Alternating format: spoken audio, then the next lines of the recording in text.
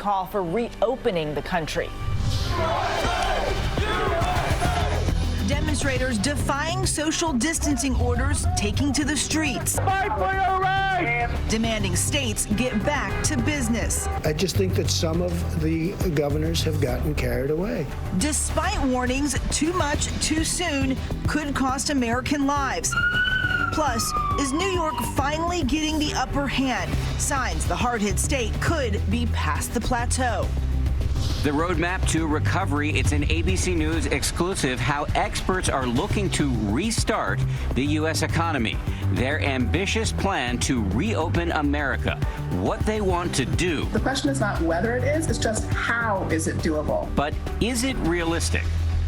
Under fire. The comments from two TV doctors sparking outrage. Dr. Phil now apologizing. If I offended people's sensibilities last night with my examples, then erase those. Following Dr. Oz's mea culpa, the latest this morning. One world. Celebrities from their living rooms to ours in a show of support around the globe, uniting to help healthcare workers. The millions in pledges promised to fight the pandemic. And tornado outbreak in the storm-battered South. More than 40 million people in the threat zone for severe weather, including twisters, destructive winds, hail, and flash flooding. Our weather team right here tracking it all. Live from ABC News in New York, this is Good Morning America. And good Sunday morning. We are social distancing as usual now. Dan and I are here in studio. Whit is at home from Studio WJ, you say. How you doing this morning, Whit? That's right, Eva and Dan. Good morning to you both. I do miss you guys, yes. Believe it or not. Yes. Even Dan. Soon, I was just sitting here thinking how sweet this guy is. That's right. No, of course. No, I love you both. I miss you. We're all going to be back in the studio together as a group soon enough. In the meantime, though, we're getting through it one day at a time. And there is a lot to cover this morning on the pandemic. The numbers rising overnight with nearly 750,000 cases right here in the U.S. That is right, my friend. The pandemic has now taken more than 39,000 lives in the U.S., while more than 66,000 have recovered.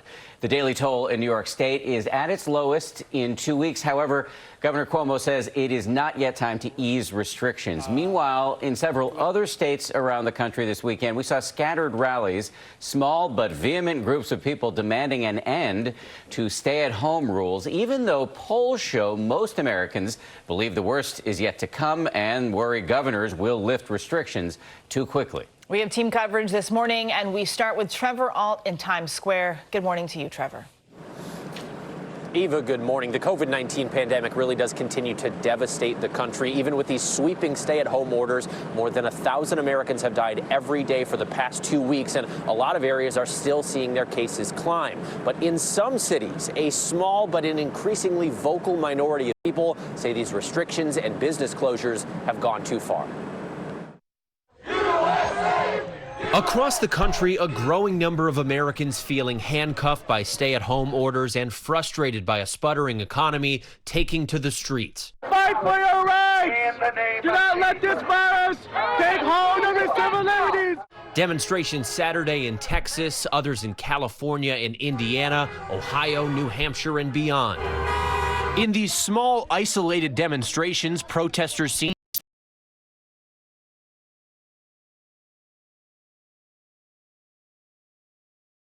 orders to avoid mass gatherings, and the president seems to support them too. There are a lot of protests out there, and I just think that some of the governors have gotten carried away. You know, we have a lot of people that don't have to be told to do what they're doing. Despite the devastating death toll, health officials continue to stress that social distancing has been working, but warn that if the country abandons those measures, it could cost even more American lives. That as a dozen states aim to start reopening their businesses by the 1st of May, though many state leaders feel they're still too far behind in testing to have an accurate handle on how the virus is spreading in their communities. I'm not asking for the federal government to come in and do any more than they need to do, but we do need their coordination. We do need their partnership.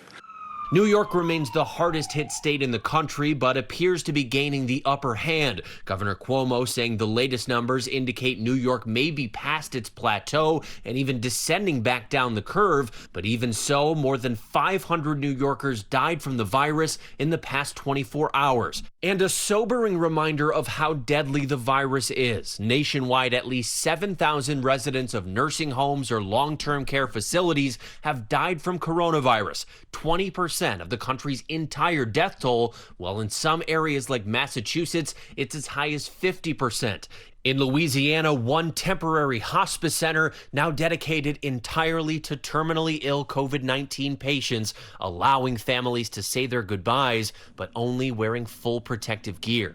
It has been very helpful to visit with my grandfather. His family is here with him, and we love him, and we want him to peacefully transition, knowing that he is not alone. And a majority of Americans do still seem to support staying at home to flatten the curve. Despite the push to reopen soon, a Pew Research survey published late this week said 2/3 of Americans had expressed concern that these restrictions designed to protect against the virus would be eased too soon. Whit. That delicate balance, the restrictions, the financial impact, and of course the impact on our health and safety as well. Trevor Alt for us, thank you. We do want to turn now to an ABC News exclusive. We have a first look this morning at a plan from a bipartisan group of experts who want to reopen the country starting in July. Now, the focus is on testing and tracing, but specifically what it will take to do it right. ABC's Kaylee Hartung joins us live from her home in Southern California with more on that. Kaylee, good morning.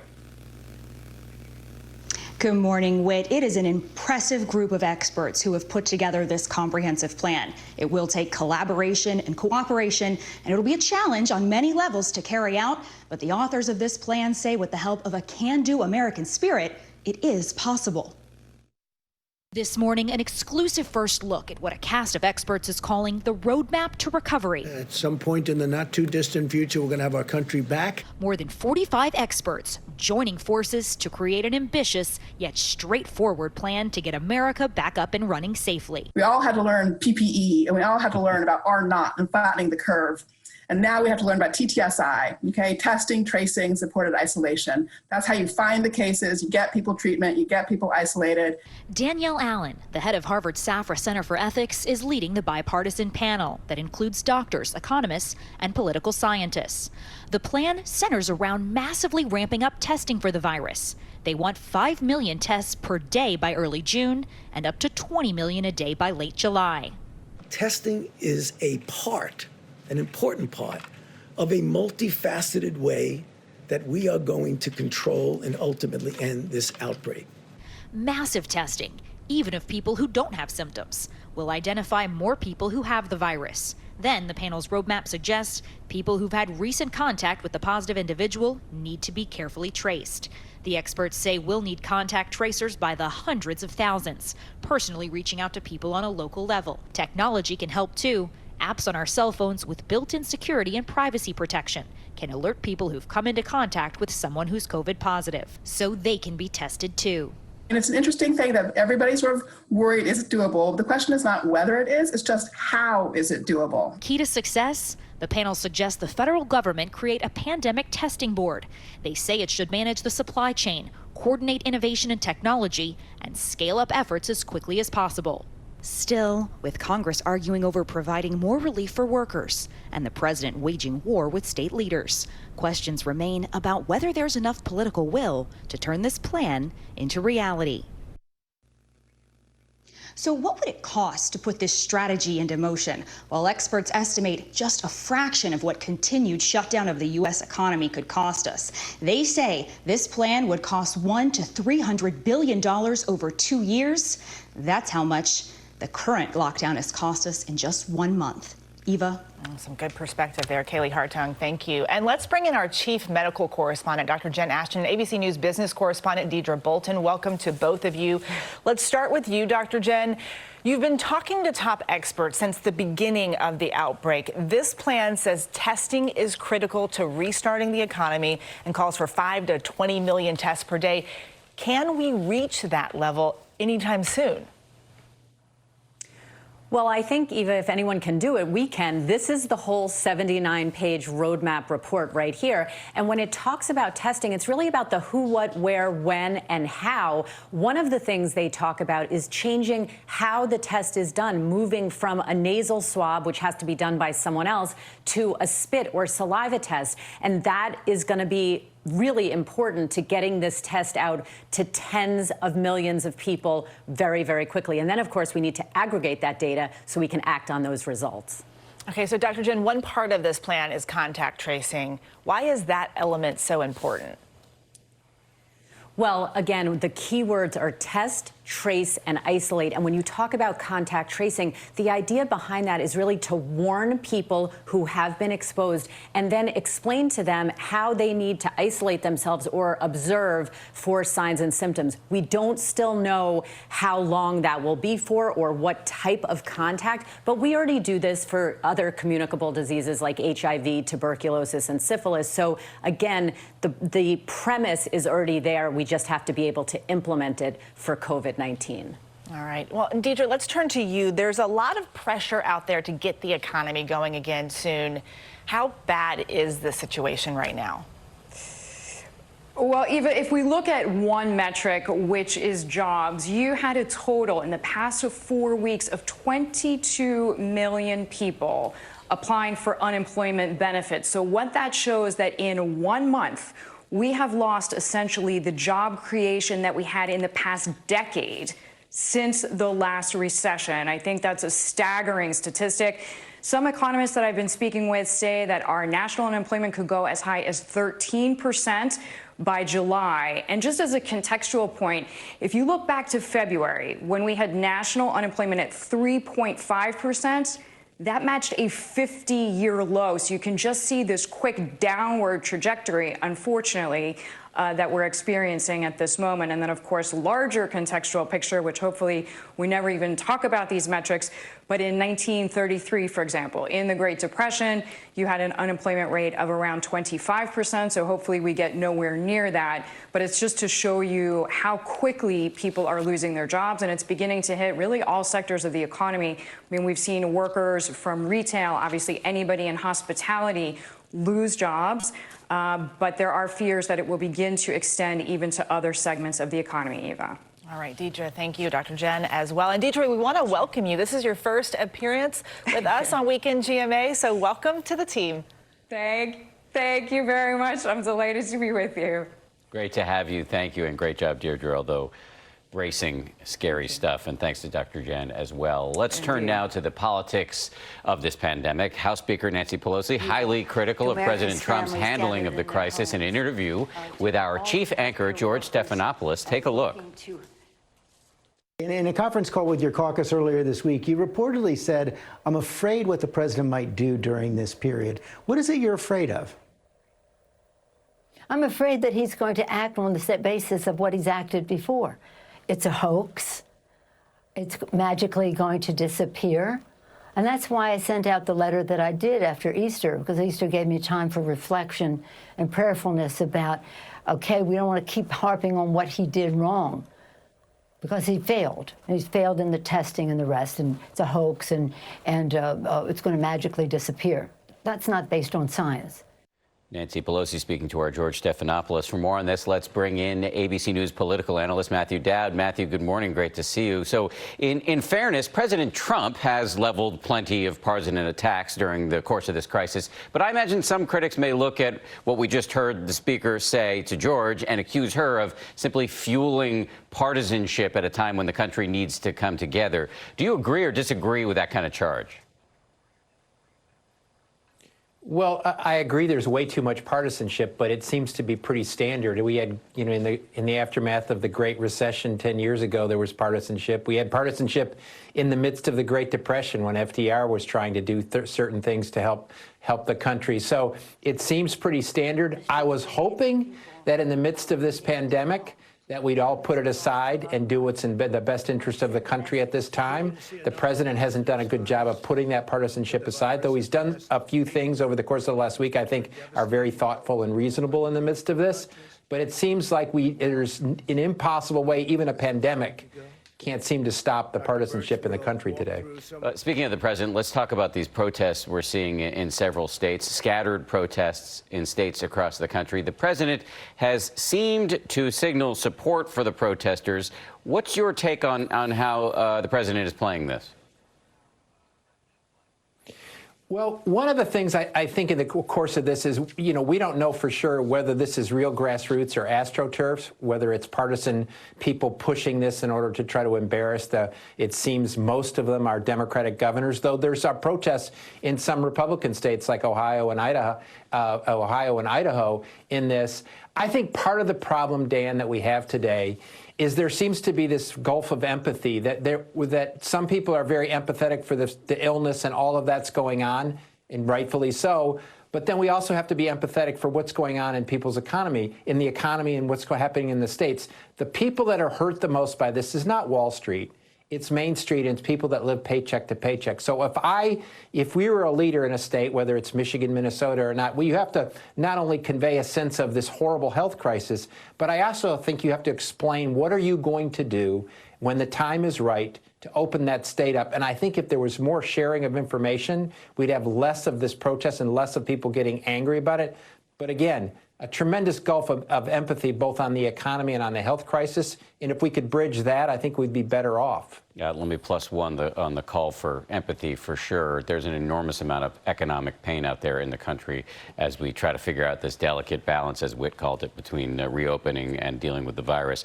Matthew, thank you very much. Really appreciate it. And a reminder to see George's full interview with the House Speaker Nancy Pelosi. Tune into This Week later this morning. Plus, White House coronavirus coordinator Dr. Deborah Birx discusses the administration's response to the coronavirus. That's all coming up on This Week later this morning, right here on ABC. Eva, over to you. Well, graduation season is just arriving, and the Air Force Academy ceremony is a prime example of how the traditional event may look different. ABC's Clayton Sandell has more. It may have sounded the same, but for nearly 1,000 Air Force Academy cadets, this graduation looked like no other. You knew your graduation day would be memorable, but did you imagine that your commencement would take place in mid-April? Or that each of us would have a face mask at the ready? In the age of social distancing, cadets and officials sat 8 feet apart, and for the first time ever, no guests. You know, your families couldn't be here because of the extraordinary times in which we live, but we know they're watching from afar. More than 500 miles away in Utah, Allison and Scott Carlisi watched their daughter Rose graduate online. To Rose! Forced to ditch a huge graduation get-together. Stuck at home across the country, proud families made the best of it. The Rochester family wants to wish the class of 2020 congratulations. Shout out to my big bro, David. You did it. Some traditions held. Grads still threw hats in the air, putting masks on right after, and the Thunderbird zoomed overhead.